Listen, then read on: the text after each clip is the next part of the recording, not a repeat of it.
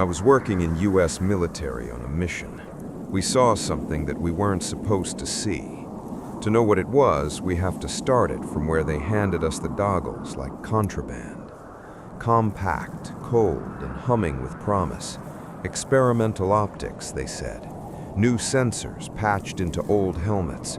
A ribbon of software that promised to turn night into day and secrets into pictures. I was a watch sergeant then, 32, the kind of man who trusts checklists more than ghosts. We were told to treat the gear like a tool and the images it produced like evidence. Never trust a single frame, always log settings, always cross-check. The first time the goggles showed me something that did not belong in the desert, I thought my eyes were lying. Then the men around me saw the same thing. You need to understand a little about the technology to feel the shape of this story. Modern experimental optics, the kind the brass likes to try out on units away from press eyes, are often hybrids, image intensification, night vision, layered with shortwave infrared, thermal channels or multispectral bands that combine into a single fused display. They let you see heat signatures, reflectance differences, and subtle spectral contrasts human eyes cannot. For armies, that means you can see people hiding in brush, vehicles under tarpaulin, or recent disturbance in the soil. It is powerful, and power always has a price. The goggles should have made us gods of the desert. Instead, they made us witnesses. The first morning on test range, we did the normal checks: image intensifier gain, thermal palette, calibration targets, and rangefinder sync. The instructor, a scientist with a calm voice and a pocket full of disclaimers, told us that early prototypes can produce artifacts, halo effects around bright sources, temporary ghost images from persistence, and false thermal blooms when sensors saturate. He told us not to call them miracles and not to call them truth. That's the machine man's way of saying, you can be fooled. Warnings make the first irregularity taste like ash. We ran patrol drills the second night. The desert was the kind of black that tastes like iron.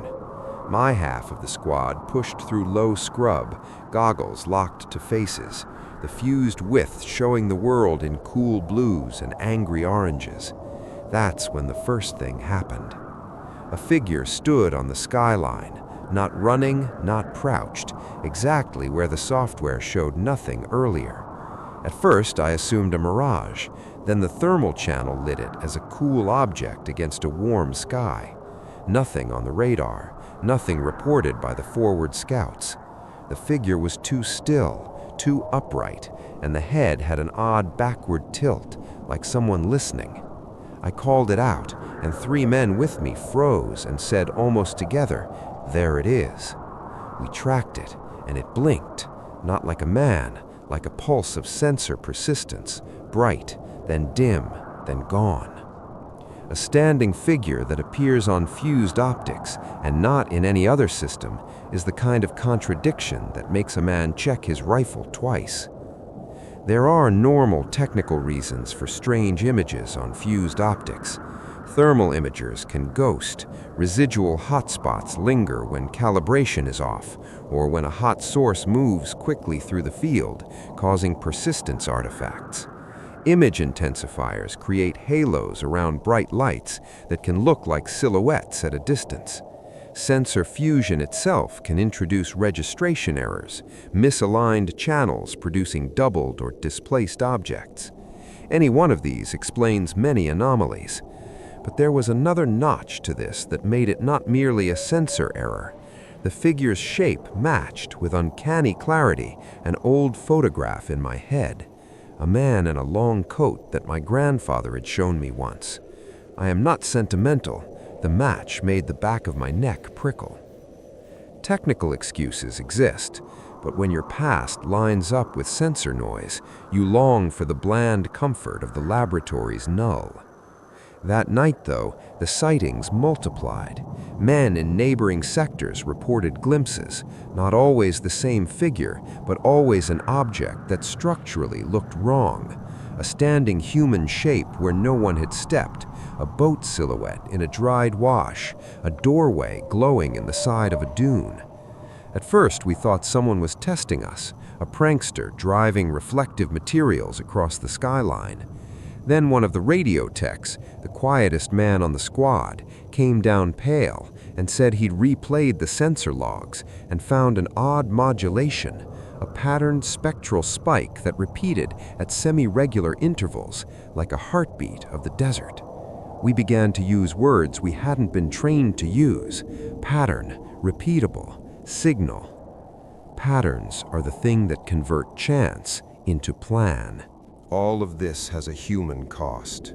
Soldiers pushed with optics on begin to trust what their heads show them through glass. But the human brain is not a faithful recorder. Visual perception through night systems is constrained and liable to illusions. Studies on human factors of NVGs note degraded depth perception, limited field of view, and the risk of misperceiving contrast and motion, all the perfect conditions for collective misreading. When multiple men report the same anomaly, you cannot simply write it off as individual pareidolia. You have to assume a common external cause, either the sensors or something outside them. When the whole unit believes the same impossible thing, the lie is either very good or the truth is very strange. We ramped our diagnostics. The engineers boiled down the logs and found 3 important facts. 1. The anomalies were strongest in a band sensitive to vegetation index and reflective fabrics. 2. There were micro-radiation fluctuations in the same band at the same timestamps. 3. Sensor temperatures and the device's calibration history did not suggest a malfunction. In other words, the gear was working and the data pointed to a narrow spectral phenomenon. That suggested a source, not just a glitch. When your technology is honest, the world becomes the thing that needs explaining. What followed was the part everyone wants to skip in favor of the spooky, the paper chase. We filed a restricted report. A field lab came out with a crate of spectrum analyzers. A civilian researcher flew in with a dark bag full of apparatus and a notebook full of caveats. They talked about stimulus artifact, non-linear sensor response, and environmental spectral anomalies. They called the particular band where our figure lit sensitive to chlorophyll fluorescence and certain treated fabrics. In plain speech, some modern materials and some biochemical features show up unexpectedly in certain multispectral bands. The researcher muttered that sometimes experiments see more than they intend. He said it softly, like a man who sat with surprises. Experiments often reveal the parts of the world people forgot existed. That phrase, "see more than they intend," is the anchor of this story. Soldiers using experimental optics, trained to see the hidden, suddenly began to see things that broke categories. Human silhouette where no human walked, corridor where no structure stood, a face in a sand dune seam. Some of those sightings matched artifacts the techs could later explain: residual sensor persistence, reflective tarps, or spectral signatures of certain polymers. But some did not. Some repeated across instruments on different platforms, different times and different operators, the same silhouette appearing like a camera tilt across trials.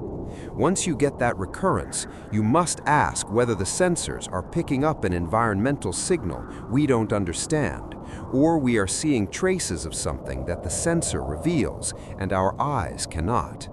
Repetition is the difference between rumor and problem. When you hand a soldier new eyes and they start showing you ghosts, the first lawful reaction is to prove the ghosts wrong.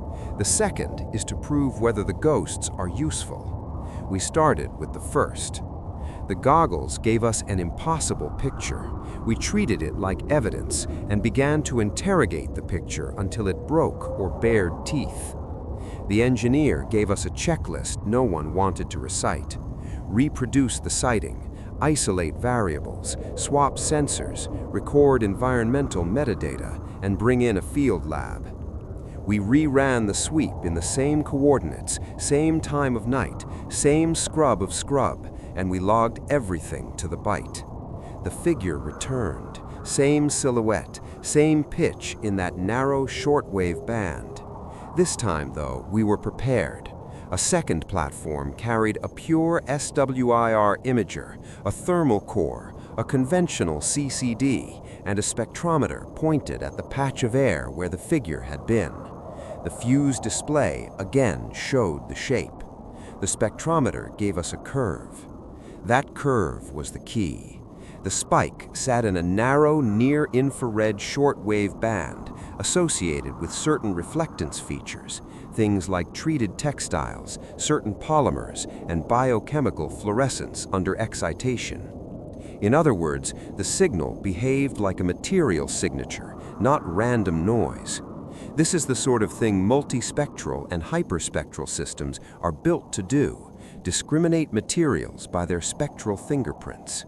In the lab, we had the kind of data that means the sensors were not just hallucinating, they were looking at a physical property of something out there.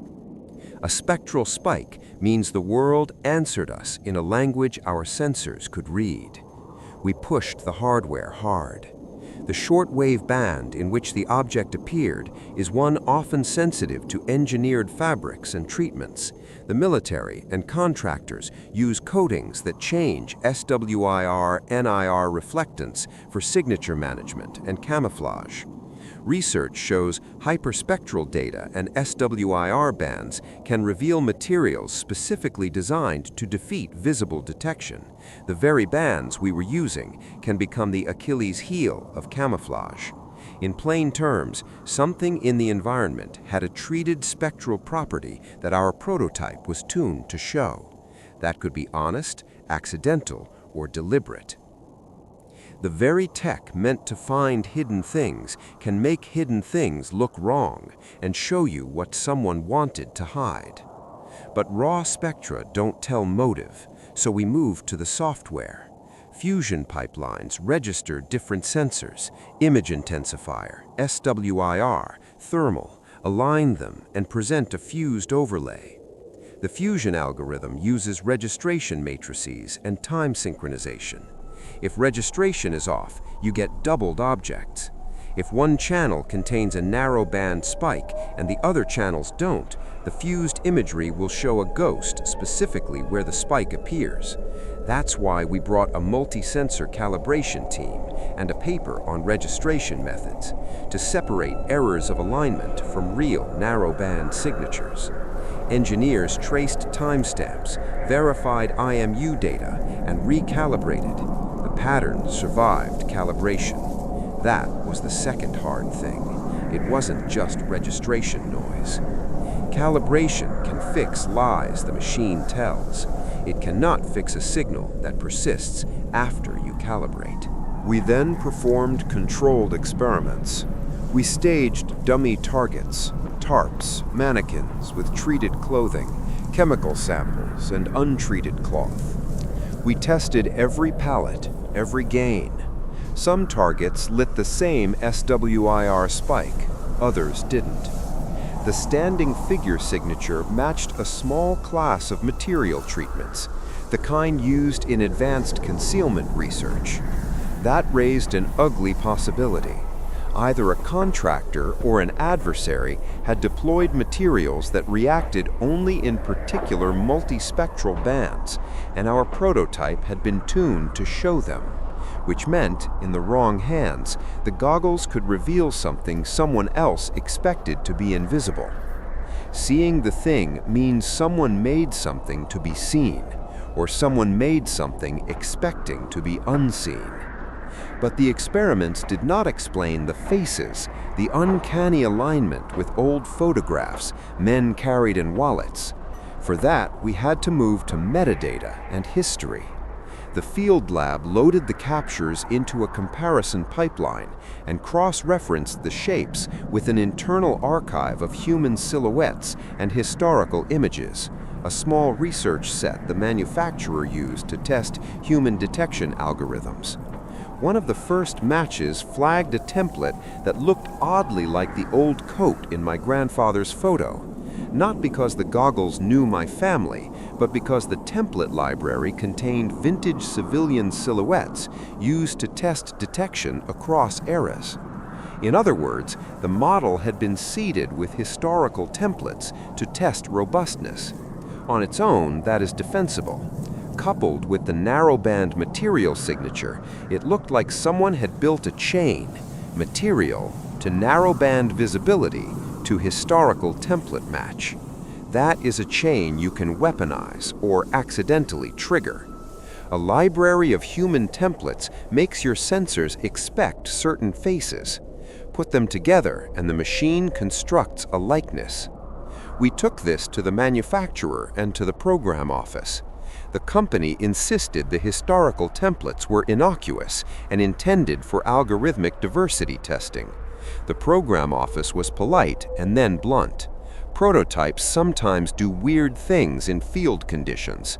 They were sending a senior engineer. We asked to see the model training set. They pushed back, citing IP and export control. That was the third hard truth of a soldier's life. When technology tangles with bureaucratic secrecy, the facts become gated by contracts. The engineer came, ran his diagnostics, and publicly pronounced the system operationally usable with caveats. Privately, he told the captain he'd seen the same spike on a different test and assumed a contractor lab had been experimenting with reflective polymer coatings. We asked for a statement in writing and got a dry memo. The memo was not comforting. Technology has an underside, the part that should be documented but is instead guarded. At this point, the unit split. The tactical pragmatists, patrol leaders, the intel sergeant, wanted the goggles kept on. If they showed a reflective signature that betrays hidden caches or enemy nets, you exploit it. The ethicists, the medic, the chaplain, and some veteran NCOs wanted them off. They feared what it meant to keep seeing faces that weren't there and the psychological cost of a platoon that could not trust its eyes. The captain, who had to choose between mission advantage and unit cohesion, called for one last wider test. Bring in an external civilian spectral lab, blind the analysis, and run a double blind where operators wouldn't know whether the scene contained treated materials, decoys, or natural clutter. Splits in a unit are small earthquakes. Somebody always ends up holding the aftershock. The civilian lab arrived with provenance, an academic affiliated with a government research program who insisted on written chain of custody for the sensor logs. She brought a method I later came to respect, repeatability under controlled provocation. She set up 3 lanes. Lane A, natural terrain. Lane B, terrain with modern concealment materials, manufacturers donating samples under NDA. Lane C, staged artifacts, mannequins, and leftover items recovered from previous ops. Importantly, the operators were blind. The soldiers wore the goggles without knowing which lane was which. Blind tests strip the story down to what the eyes and the code can actually prove. The outcome was messy and honest. In lanes B and C, the goggles reliably produced narrowband spikes and silhouettes when treated textiles or certain polymers were present. In lane A, occasional silhouettes still appeared, low frequency, ephemeral, but they correlated with residual sensor persistence and with earlier exposures to bright targets. We could reproduce ghost frames by waving an IR torch minutes earlier. That tied back to known persistence phenomena in detectors and intensifiers. Residual charge or image persistence can make a camera remember a prior exposure for a measurable interval. Those physical explanations accounted for some sightings. Some ghosts are merely echoes of photons, decaying images that haunt the sensor. But the civilian lab also found something we missed: a small but consistent elevation in reflectance in certain microtopographies where bacteria and organic residues concentrate after human passage, things like urine salts, cooking fats, or decayed fabric fibers that fluoresced or reflected in SWIR NIR differently from background sand. These human trace signatures show up in hyperspectral surveys as a kind of olfactory print in light. In plain language, places where humans had been, even decades ago, can leave spectral whispers that certain sensitive sensors will accentuate. That suggested a third possibility. Some of what we were seeing were echoes of human presence, not living people, spectral shadows of past occupation. The desert remembers you in chemicals the eye cannot see. So now we had three plausible causes that overlapped: hardware artifacts, persistence, halo, and registration errors that create ghost shapes, explained in NVG CCD literature; material signatures, treated fabrics or polymers that appear only in certain SWIR bands, useful for detecting concealment or triggering unexpected silhouettes; environmental spectral echoes, biochemical residues and aged organics that can fluoresce or reflect in narrow bands and produce human-like signatures. Each by itself can explain some sightings. Together, they could produce the composite phenomenon we observed: a spectral spike, material or residue, registered only in SWIR, amplified in fusion if other channels had persistence, matched against historical templates in the model, and presented as a human silhouette. That explains why the image sometimes bore the look of an old photograph. Template matching plus spectral smallness equals a likeness. It is ugly because it is perfectly plausible. It is also uselessly clean because it does not solve motive. The truth was a braided cable of scientific possibilities. It could not be cut with a single conclusion. We wrote the report, long and careful, citing the civilian lab and the manufacturer's diagnostics. It read like bureaucracy with a conscience.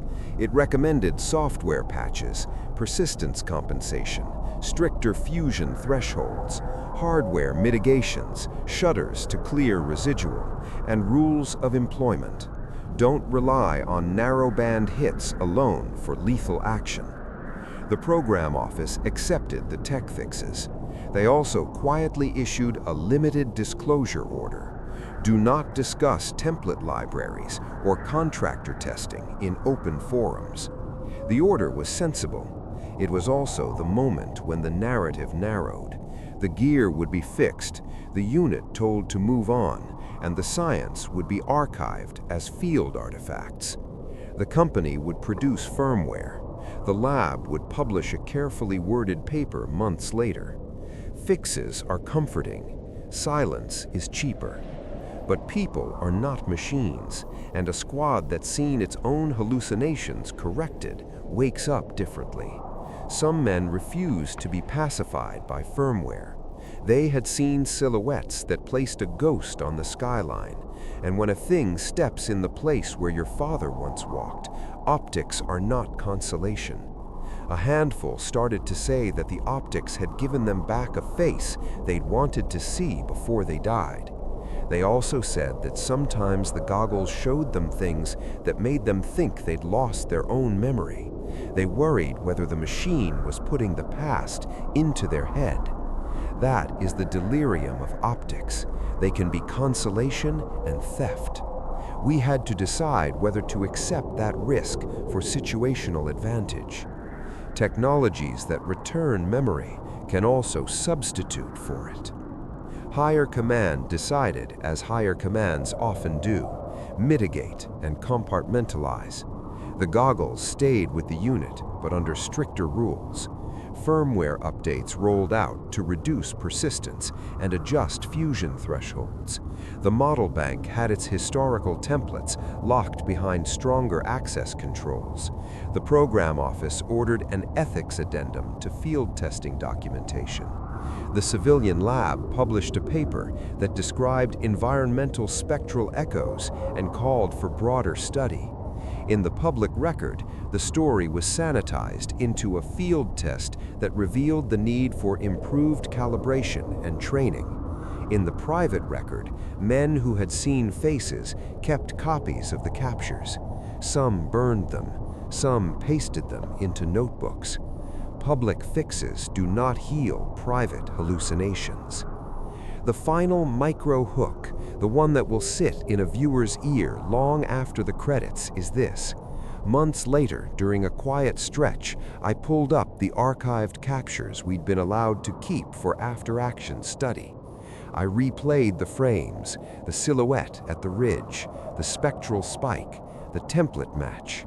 I watched a slow decomposition of the composite, a ghost made of detector persistence, polymer reflectance, and an ancient residue of human passage. If you look at it technically, it is elegant. If you look at it humanly, it is heartbreaking. The goggles did not show us a living intruder. They showed us the palimpsest of a place, layers of human passage, design, and machine interpretation stacked in light. It is remarkable. It is dangerous. The last thing the goggles did was teach us how the land keeps its memories.